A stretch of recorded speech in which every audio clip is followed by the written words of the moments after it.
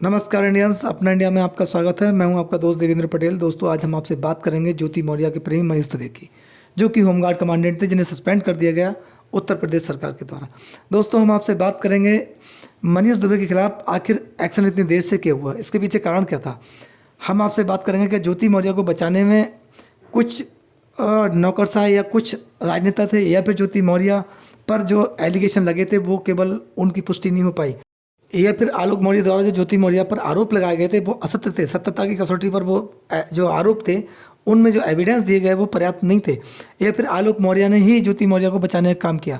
जो आलोक मौर्य के आरोप थे वो निराधार थे और तथ्यों से परे थे। तीसरी बात ये दोस्तों, हम आपसे बात करेंगे कि ज्योति मौर्य के प्रकरण में जमीनी स्तर पर जांच होना देश की आम जनता के लिए और देश हित में बहुत जरूरत है, जिससे कि भ्रष्टाचार पर लगाम लगाई जा सके।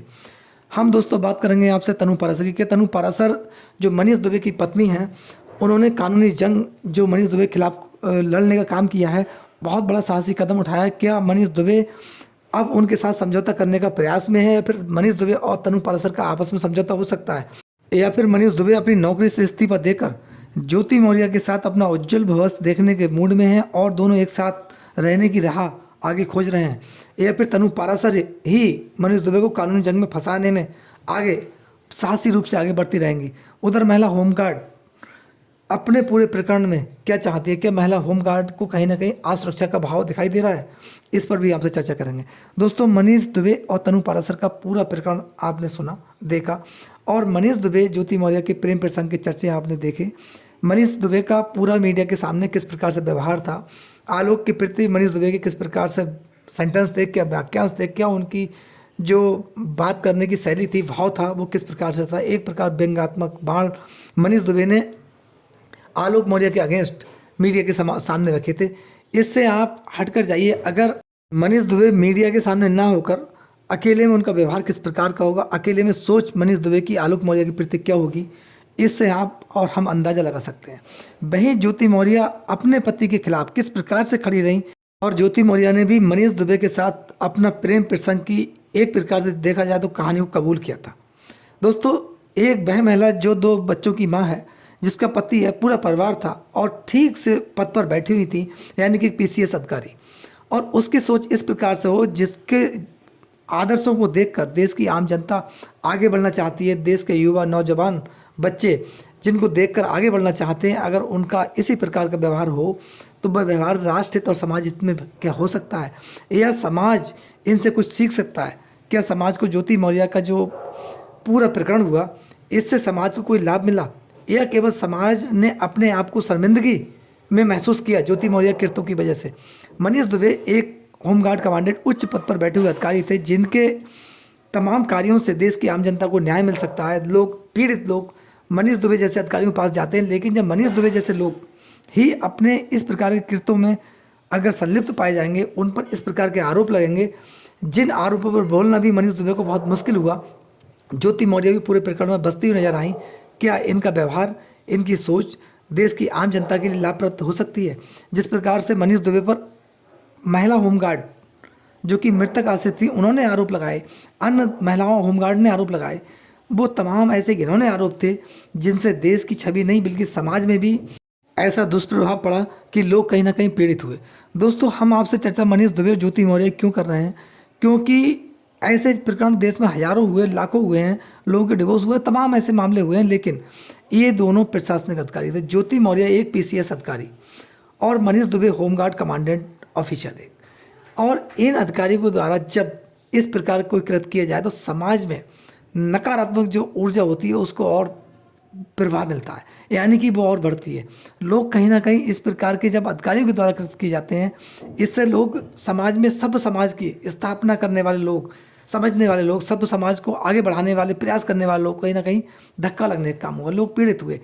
देश में तमाम ऐसी महिलाएं थीं जो आगे बढ़ने का प्रयास कर रही थी। ज्योति मौर्य का एक एग्जाम्पल था समाज के अंदर कि एक मिडिल क्लास की महिला जिसने अथक प्रयास करके एक गृहिणी होते हुए भी पीसीएस अधिकारी बनने का अपना जो सपना था वो साकार किया, जिससे कि समाज में पॉजिटिव संदेश किया। तमाम देश की महिलाएं ज्योति मौर्य को एक आइकॉन की तरह देखने लगी और तमाम महिलाओं ने, लड़कियों ने ज्योति मौर्य से सीख ली और कहीं ना कहीं अपने आप को आगे बढ़ाने के लिए इस प्रकार से अथक प्रयास में झोंक दिया और वो आगे बढ़ने की राह पर थी, जिन्होंने अपनी दिशा एक निश्चित कर ली थी कि इस दिशा में जाकर हम कहीं ना कहीं सफल हो सकते हैं। लेकिन जब ज्योति मौर्य के द्वारा इस प्रकार कृत किया गया, समाज में इसका कितना नेगेटिव संदेश गया, समाज कितना आहत हुआ, लोग कितने पीड़ित हुए, लोगों को महसूस हुआ कि एक महिला, एक मिडिल क्लास की महिला, पिछले वर्ग की महिला और एक पीसीएस अधिकारी बनने के बाद जिसने अपने पैर ज़मीन से हटा लिए और वो आसमान में उड़ने लगी, वो अपनी स्थिति को भूल गई और उसने इस प्रकार कृत किया जिससे समाज में बहुत गलत संदेश गया। लोग आहत तो हुए, लेकिन एक माँ जो है वो कहीं ना कहीं अपने रास्ते से भटक गई, एक पत्नी जो अपने कहीं ना कहीं रास्ते से भटक गई, एक परिवार को छोड़कर उसने अपने निजी स्वार्थों के चलते, निजी कारणों से और अपने परिवार का त्याग किया, बल्कि त्याग ही नहीं किया, परिवार पर झूठे एलिगेशन लगाकर उन्हें मुकदमों में फंसाने का प्रयास किया और पद का एक प्रकार से देखा जाए अपनी पावर का जो था वो दुरुपयोग अपने परिवार पर ही किया। यानी कि पति की हत्या रचने का साजिश, अपने पति के खिलाफ तमाम एलिगेशन, पति से अभद्र टिप्पणी करना, पति से अभद्र भाषा का प्रयोग करना, तमाम ऐसे एलिगेशन ज्योति मौर्य पर लगे। वहीं देखिए दूसरी तरफ मनीष दुबे का भी पूरा अगर इतिहास देखें तो कहीं ना कहीं उनका इतिहास जो है वो विवादों से घिरा हुआ रहा है। जहाँ भी मनीष दुबे पोस्टेड रहे उन पर विवाद होते रहे, उनकी चर्चाएं होती रहीं विवादों के कारण। अच्छे कामों की वजह से नहीं मनीष दुबे जाने जाते हैं। उत्तर प्रदेश के अंदर तमाम ऐसे मामले हुए जो मनीष दुबे विवादों में रहे, उन पर उनके ही नीचे कर्मचारियों ने, बताइए, यौन उत्पीड़न के आरोप लगाए, उन्हें कहीं ना कहीं प्रताड़ित किया गया, मनीष दुबे के द्वारा पद का दुरुपयोग किया गया, चाहे वह महिला हो या फिर पुरुषों ने भी तमाम आरोप लगाए कि कहीं ना कहीं हमारा उत्पीड़न हुआ है और जो हमारे अधिकारी हैं मनीष दुबे, इनके द्वारा हमारा शोषण होता है। दोस्तों, ये एक अधिकारी पर इस प्रकार के आरोप उसके नीचे जो कार्यरत कर्मचारी हैं अगर वो लगाएं तो दोस्तों ये आरोप बड़े गंभीर होते हैं, जो समाज सेवा हित में नहीं होते हैं और पद के एक प्रकार से देखा जाए तो विपरीत होते हैं, क्योंकि जब इन्हें पद पर बैठाने से पहले जो शपथ दी जाती है उसके अगेंस्ट काम करते हैं। ये ना राष्ट्र हित में, ना समाज हित में है, न पद और प्रतिष्ठा के हित में है। इस प्रकार से मनीष दुबे का जो इतिहास था काफ़ी विवादों से था।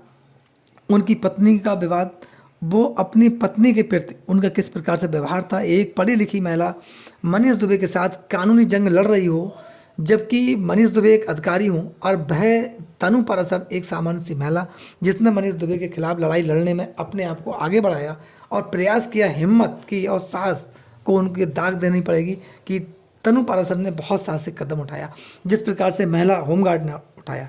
उसके बाद मनीष दुबे जांच प्रक्रिया में फंसे और जांच प्रक्रिया में फंसने के बाद उनके खिलाफ एक्शन हुआ। लेकिन दोस्तों, एक्शन इतनी देर से क्यों हुआ, इसके पीछे कारण क्या था?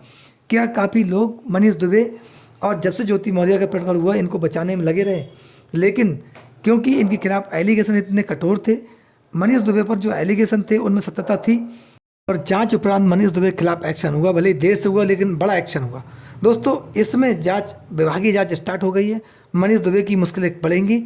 इस प्रकरण की जब व्यापक जांच होगी, चाहे उसमें ज्योति मौर्य हों या फिर अन्य अधिकारी हों, चाहे ज्योति मौर्य के समकक्ष अधिकारी हों, उन पर भी गाज गिरेगी जिन्होंने इस पूरे प्रकरण को दबाने का काम किया, क्योंकि उन पर कार्रवाई होना राष्ट्र और समाज हित में बहुत जरूरी है और न्याय संगत है। दोस्तों, आपकी क्या राय है? अपनी राय में कमेंट्स बॉक्स में जरूर दें। नमस्कार, जय हिंद, जय भारत, धन्यवाद।